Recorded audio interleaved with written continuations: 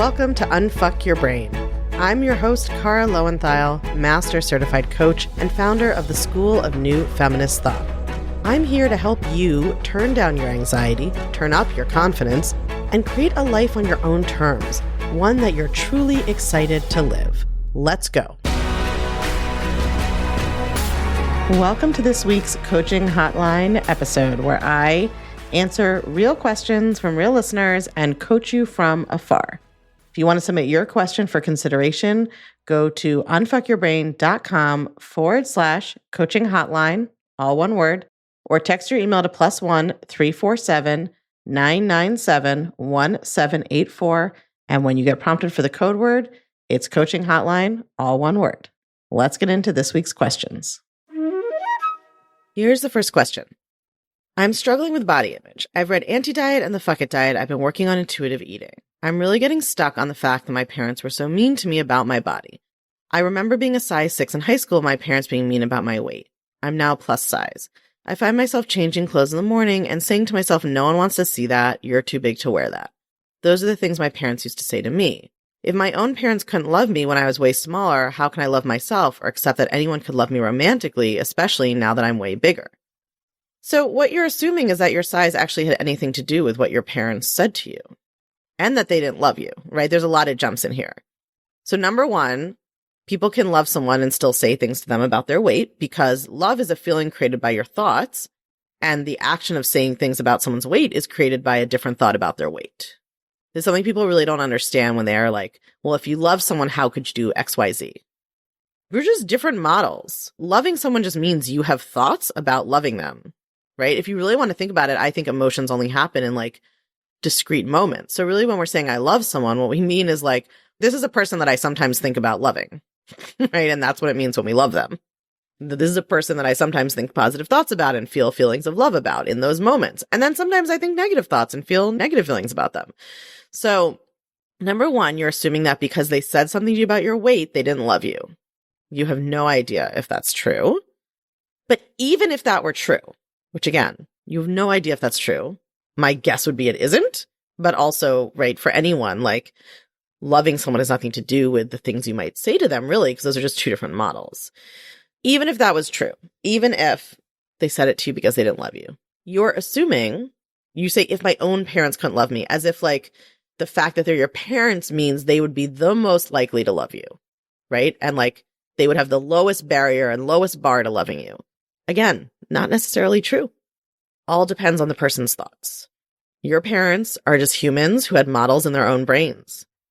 Yes, a lot of parents have models that they love their kids, and some parents have models that they don't love their kids. Just because someone gave birth to you does not mean that their models are going to be a certain way, right? So your second assumption is that basically like parents are the most likely to love you, and if a parent doesn't love you, then like no one else could love you. But that's totally untrue. And the third kind of assumption is that your body or you has anything to do with whether someone else loves you. Your body doesn't cause somebody else's thoughts, right? There are people whose parents were harassing them to become a size 6. And then there's your parents who thought a size 6 was too big. Doesn't have anything to do with the size of the body of the person. It just has to do with the person who's talking's thoughts, right? Your parents had a model that resulted in the action of saying you are too big to wear that. And what you've made that mean is that means no one wants to see me. No one could love me. So you're making a lot of meaning out of the circumstance that your parents said those words, and you're assuming a lot, that they couldn't love you, that it's somehow true or accurate that you're too big to wear something or that no one wants to see your body, and that parents are like the lowest bar, and if they can't love you, no one will. But your lovability has nothing to do with anybody else or your size. People love us or don't love us because of their thoughts about us. Either we're all inherently worthy of love or none of us are inherently worthy of love. I don't see any logical way to determine that only some of us are worthy of love. Like either we all are inherently worthy of love because we're humans, because we all come out of the womb the same way, or none of us are. And I choose to think we all are. Okay, but for sure, what determines whether someone else loves you is their own thoughts about you. There are people who hate Mother Teresa, and there are people who fall in love with serial killers. It's nothing to do with how you act or what you do, and especially with how you look. So you need to break down all of these assumptions and coach yourself about them, that your parents didn't love you because they said these things, that what they said had anything to do with how you look, and that their observations were somehow, objective, or like that anybody else's thoughts have anything to do with you, right? So you got a lot of work to do here and a couple of different levels to unpack it on. But it is totally possible because I have done it. All right, y'all. I know you're as tired as I am of having the top podcasts in wellness or health and fitness categories be a bunch of dudes who don't know anything about socialization and who are not taking women's lived experiences into account. So if you are looking for ways to support the show and, more importantly, make sure the show gets to more people, please leave us a review on Apple Podcast or Spotify. And bonus points if you include a few lines about the way you use thought work and self-coaching or anything you've learned from the podcast in your daily life. Those reviews are what teach the algorithms to show us to more new people. It helps us get new listeners all over the world. And I'll be reading one story from a recent review in each of these question and answer episodes. Here's today's review from CJG724. The recent episode on why certain people's opinions hurt more than others has been on repeat.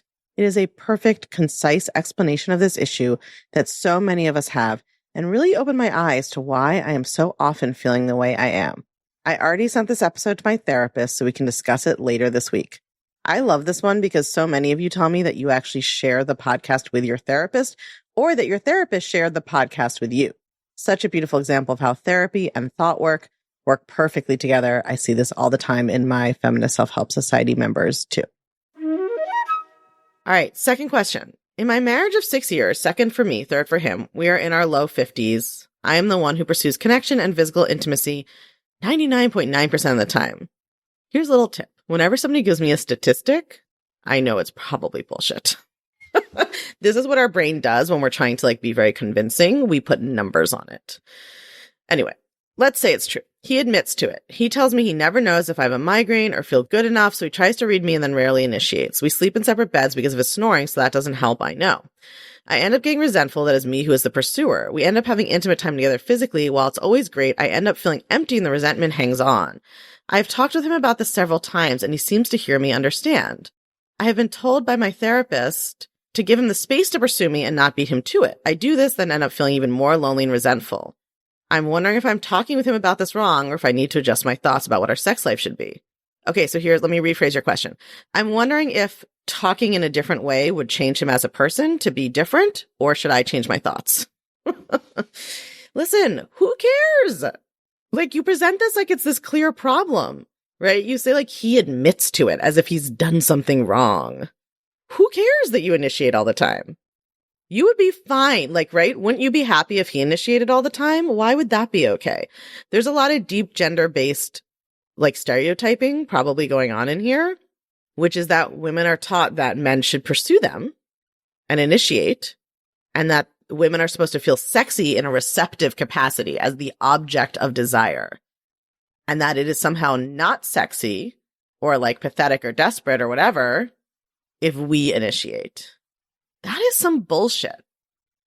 You are having good sex and then ruining it for yourself by telling yourself that it doesn't count or isn't good enough because you're the one who made the first move. It would 100% change your thoughts about this. Your getting resentful is just your feeling caused by your thought. While it's always great, I feel empty and resentful. Why? Because of your thoughts. Because you think it should have started a different way.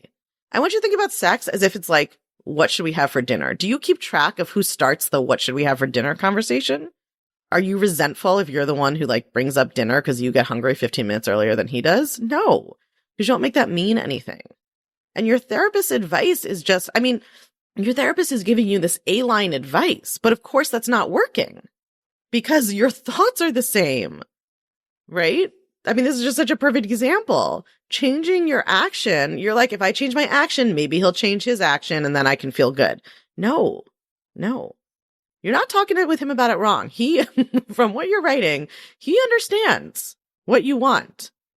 He has his own models, just like you have your own models. His models have the feeling of hesitancy or worry about being rejected or not feeling good about his own body or performance, or I don't know, whatever else he doesn't initiate. That you wanting him to be different is never going to outweigh the emotional impulse of his models. Just like he is not able to change your model, right? So you got to change your model. What if your thought was, I love that my husband finds me so sexy that every time I want to get sex, I can. I can have sex on demand, and the sex is amazing. How fucking lucky am I? Right? You got to dig into these thoughts about why it matters at all who initiates. If you're loving what you're learning on the podcast, you have got to come check out the Feminist Self-Help Society. It's our newly revamped community and classroom where you get individual help to better apply these concepts to your life, along with a library of next-level, blow-your-mind coaching tools and concepts that I just can't fit in a podcast episode. It's also where you can hang out, get coached, and nerd out about all things thought work and feminist mindset with other podcast listeners just like you and me. It's my favorite place on earth, and it will change your life, I guarantee it. Come join us at www.unfuckyourbrain.com/society. I can't wait to see you there.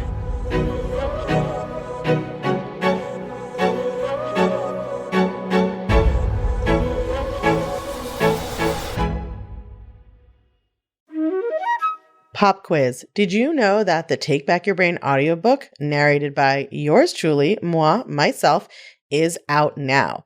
If you love this podcast, the audiobook is the best way for you to enjoy this New York Times and USA Today bestseller.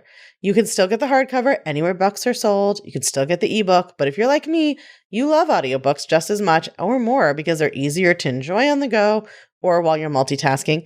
And if you already have the hardcover and you have been feeling like you just want to try to absorb everything in it even better, add the audiobook, listen to the audiobook as well. It will operate on your brain in a whole different way. Go grab it on Audible or wherever else you get your audiobooks, and you have my dulcet tones in your ears teaching you how to understand your brain. It's a win-win.